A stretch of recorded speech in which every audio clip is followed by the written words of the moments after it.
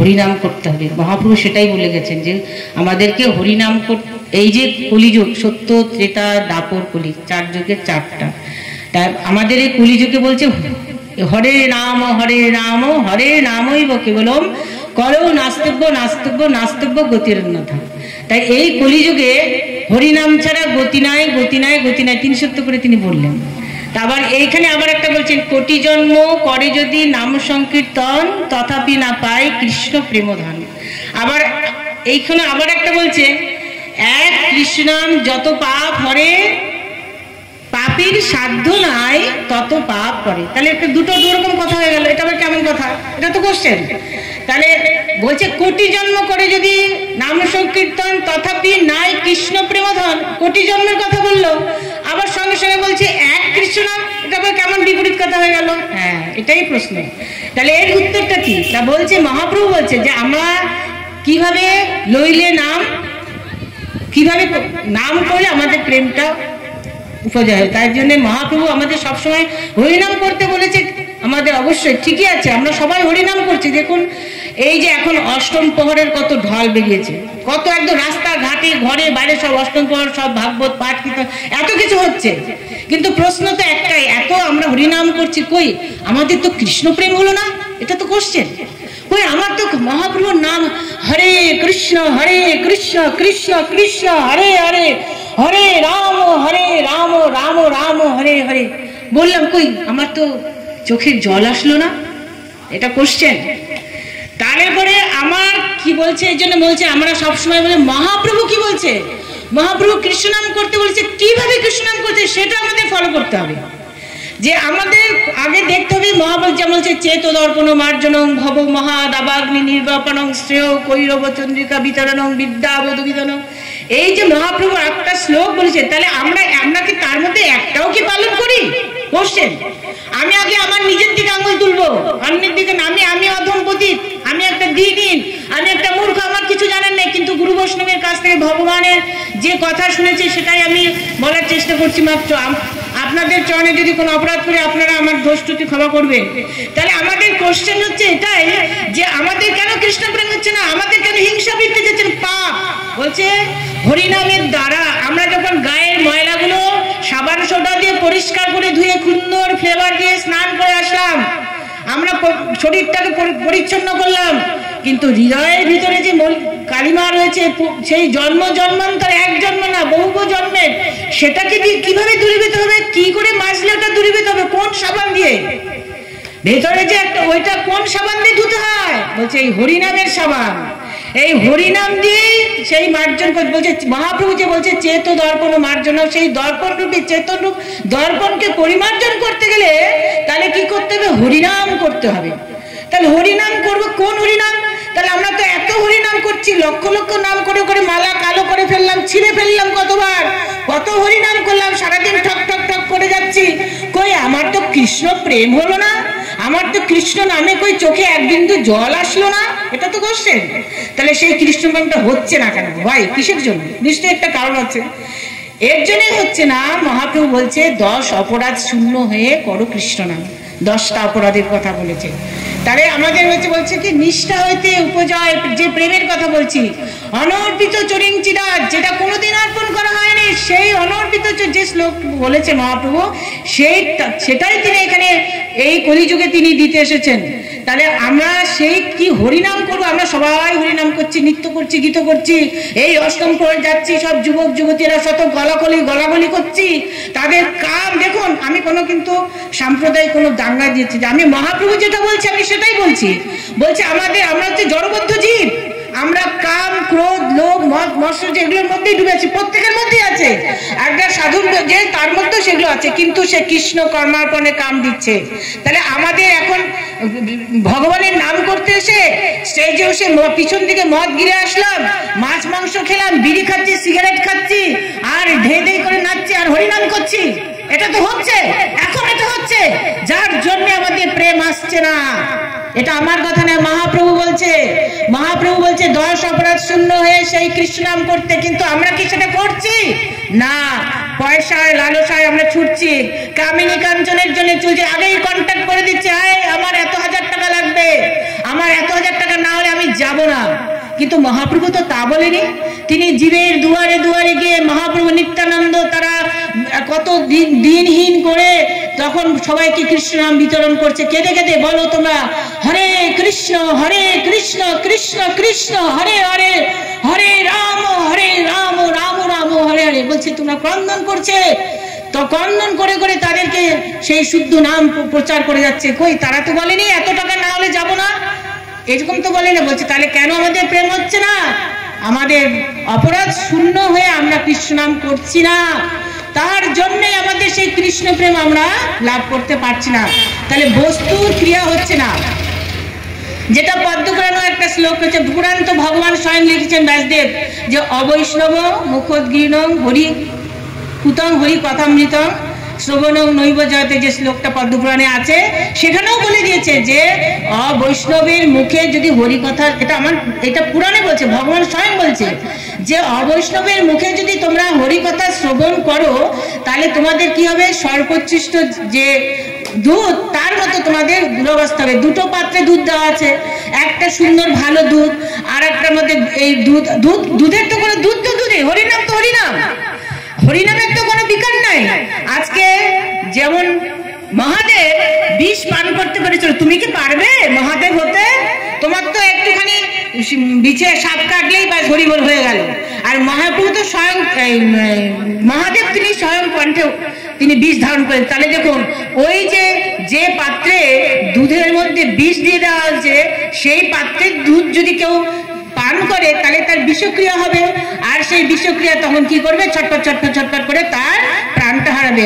আর যে পাত্রের মধ্যে একদম অমৃতময় দুধ আছে সেটা পান করলে তার পুষ্টি হবে। তদ্রূপ সেই হরিনাম বলছে 10 অপরাধ শূন্য হয়ে হরিনাম করলে, মহাপ্রভু যে হরিনামের কথা বলেছে সেইভাবে আমরা যদি নিষ্ঠাভাবে আমরা যদি হরিনাম করি তাহলে নিশ্চিতভাবে ভগবান নিজেই বলেছেন তোমরা এইভাবে হরিনাম করলে অচিরাৎ তোমরা কৃষ্ণ প্রেম পাবে এবং সেই গোলকধাম আমাদের সেই যেখানে আমাদের back to god back to home, আমাদের নিজের বাড়ি, সেখানে আমরা ফিরে যেতে পারবো। এই যে জগন্নাথ দুহাত বাড়ি রেখেছে, বলছে আমার সৃষ্ট জীব এই জগতে কত কষ্ট পাচ্ছে, সংসার দাবানলের মধ্যে দগ্ধীভূত হচ্ছে, প্রভু তাই সেই শচী সুত সেই জগন্নাথ সেই মহাপ্রভু তিনি সেই জীবকে কৃপা করার জন্য তিনি স্বয়ং সবার দুয়ারে দিকে এই হরিনাম তিনি জগৎকে বিলাচ্ছেন। তাহলে দেখুন, এই যে হরিনাম আমরা সবাই হরিনাম করছি, কিন্তু এখন আমরা সবসময় আমরা নিজেকে প্রশ্ন করব, তাহলে মহাপ্রভু কি বলছে, মহাপ্রভুর সেই নীতি আদর্শ ধারা সেটাই আমরা গ্রহণ করবো। আমরা হচ্ছে সবাইকে যারা বৈষ্ণব তারা হচ্ছে গৌড়ীয়, গোড়ার থেকে এসেছে, সেই গৌড়ীয় যে সেই আদর্শ সেই নিষ্ঠা সেইভাবে আমরা হরিনাম করব। তাহলে আমাদেরকে সদাচারী হতে হবে, যেমন একটু আগে যেমন বলছিলেন উনি সদাচারী বলছি। দেখুন, এই দেহটা আমাদের মন্দির, এখানে ভগবান মন্দিরে বসে আছেন, কিন্তু ভক্তের হৃদয়ে সদা গোবিন্দ বিশ্রাম বলছে। তাহলে ভগবান কোথায় বিশ্রাম করে?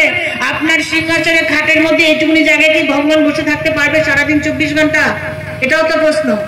আমি তো সারা দুনিয়া এত রিল্যাক্স করে এত সুন্দর, দেখুন এই যে কৃষ্ণ খালি কথাটা আমি একবার একজন মায়ের সঙ্গে, ওই যে উনি চেনেন, উনি আমাকে একবার দর্শন করাতে নিয়ে এসেছিলেন, এসে আমার খুব ভালো লেগেছিল, মনে একটা অভিলাষ ছিল, একজন পাঠক এখানে হরিনাম পাঠ করছিলেন, তখন মনে হয়েছিল কানাইয়া যদি কোনোদিন সময় হয় তোমার কাছে এসে আমি তোমার গুণ কীর্তন করবো।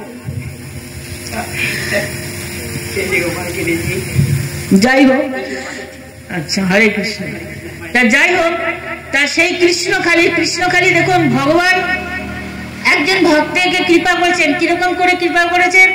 বলছে ভক্তকে সবাইকে ভগবান তো জগন্নাথ তো কৃপা করছেন, বলছে অহেতুকী কৃপা। আমরা কিভাবে ভগবানকে লাভ করতে পারবো? মহাপ্রভু দেখিয়েছেন সাধন প্রথমে সাধন তত্ত্ব তিনি বলেছিলেন। তাহলে সাধনার মাধ্যমে সাধন করতে করতে করতে করতে তারপরে সে আমাদের রাগ মার্গ, আগে বৈধি মার্গ, তারপরে রাগ মার্গ।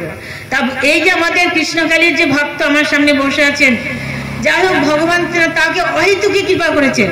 উনি তো জানতেন না, চিনতেন না, কিছু জানতেন না, যেটুকু শুনেছে একদিন দেখছেন এখানে একটা গোপালকে কানাইয়ালালকে কে বসিয়ে রেখে গেছে, উনি আসতে যেতে দেখছে, ওনার সেই অন্তর সেই চিত্ত, তার চিত্ততে ভগবানকে দর্শন করে তার হৃদয় তখন কেঁদে উঠেছিল, সেই তার হৃদয় বিদীর্ণ হয়েছিল, তার এতটাই কষ্ট হয়েছিল, আহা ভগবানকে এত, সে আমার কানাইয়া এত তার কোমল অঙ্গ, এত তার কৃষ্ণ প্রেম এভাবে তার জাগরিত হয়েছে যে এত কোমল তার অঙ্গ, এই গাছের নিচে এত বৃষ্টি ঝড় এরকম করে রেখে গেছে।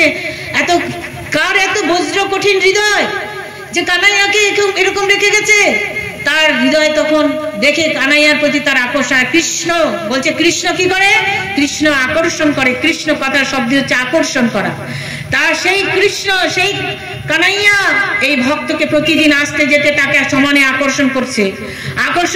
আর সে তীব্রভাবে তার হৃদয়ের মধ্যে, প্রত্যেক জীবের মধ্যে, দেখুন প্রত্যেকটা জীবের মধ্যে ভগবান কিভাবে আছেন? পরমাত্মা রূপে আছেন। স্বয়ং ভগবান, তার তিনটে রূপ। ভগবান স্বয়ং বিগ্রহ রূপে তিনি কৃপা করছেন, পরমাত্মা রূপে আর ব্রহ্ম রূপে, নাম রূপে ব্রহ্ম। তাহলে প্রত্যেক জীবের হৃদয়ে কে আছেন? ভগবান আছেন। তার হৃদয়ের মধ্যেও তিনি পরমাত্মা রূপে বিচরণ করছেন, আর তিনি বিগ্রহ রূপে সেই গাছের নিচে বসে আছেন তাকে কৃপা করার জন্য। বিগ্রহ হচ্ছে সাক্ষাৎ কৃপা। তার জন্য আমরা বলছি সাক্ষাৎ বিগ্রহ তুমি ব্রজেন্দ্র নন্দন।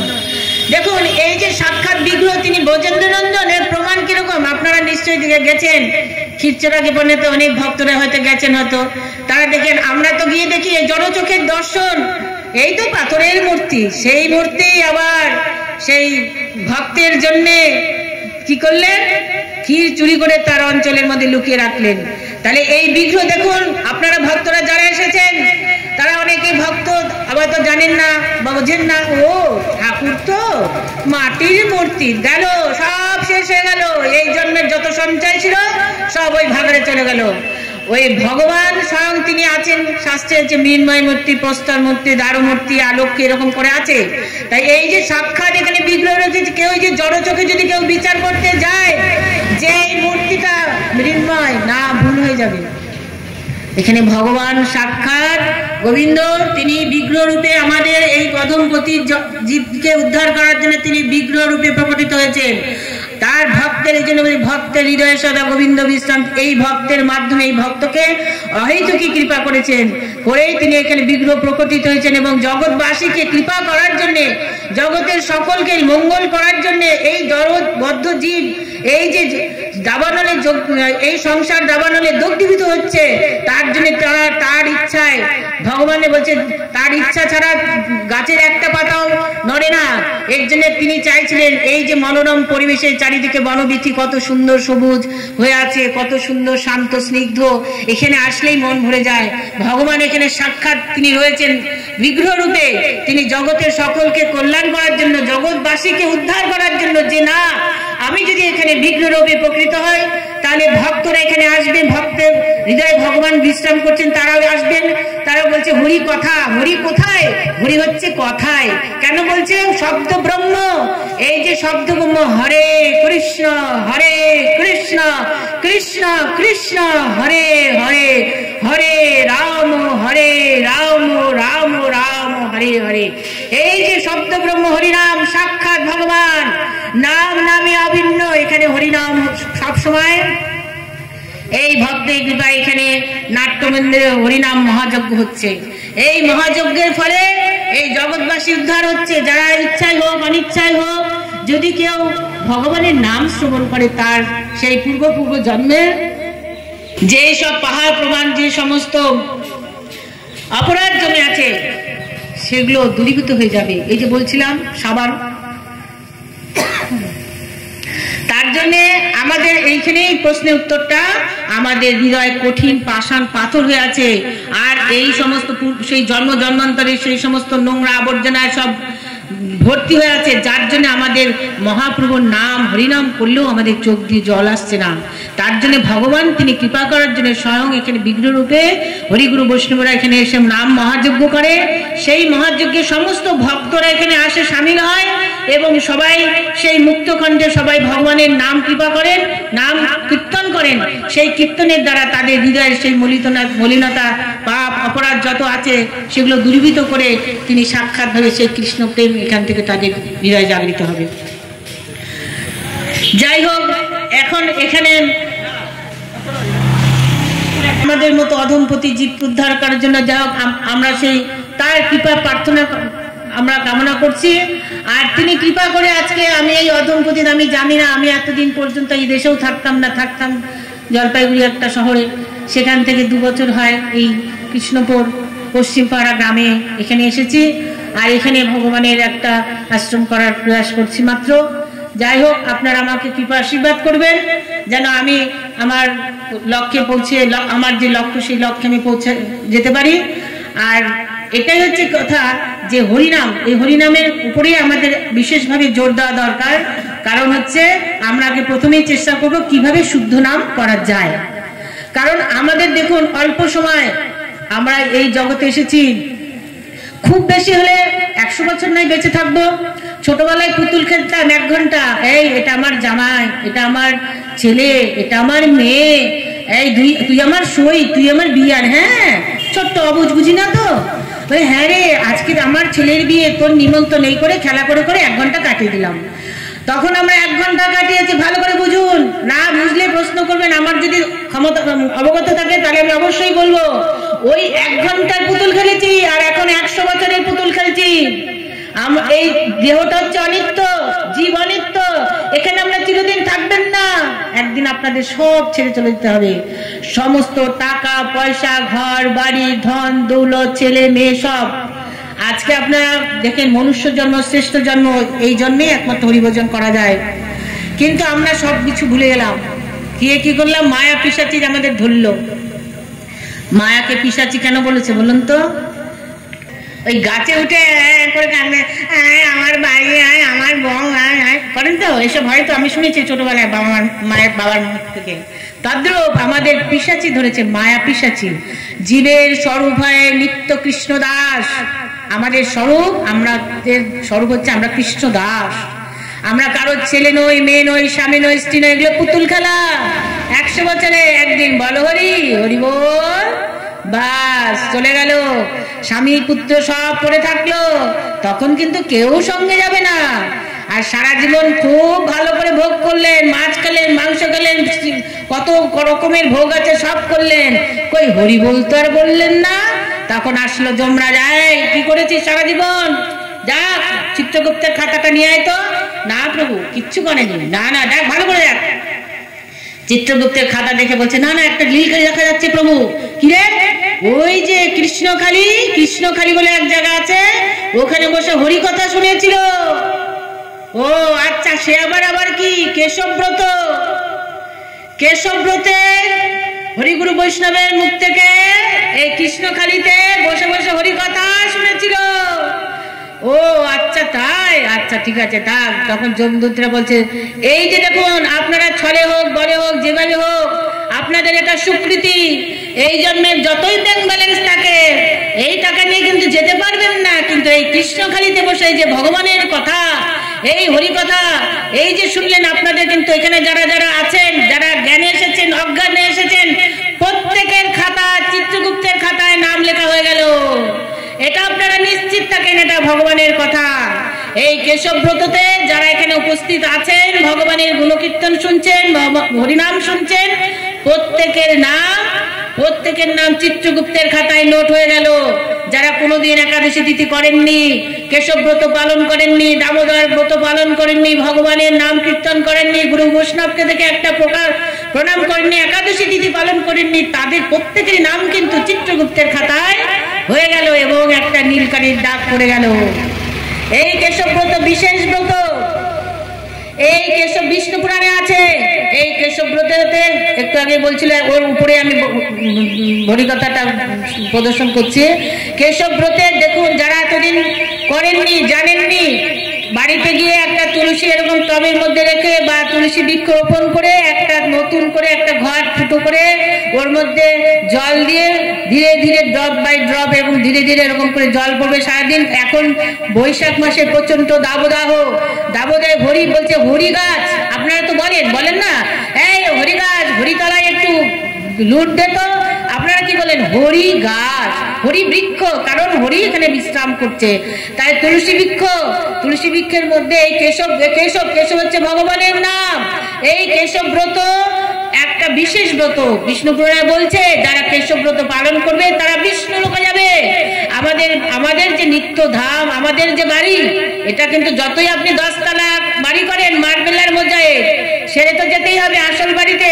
তা সেই বাড়িতে যেতে গেলে আমাদের পয়সা তো লাগবে সেই পার হতে গেলে ভবপার, তাই তো হচ্ছে স্বীকৃতি।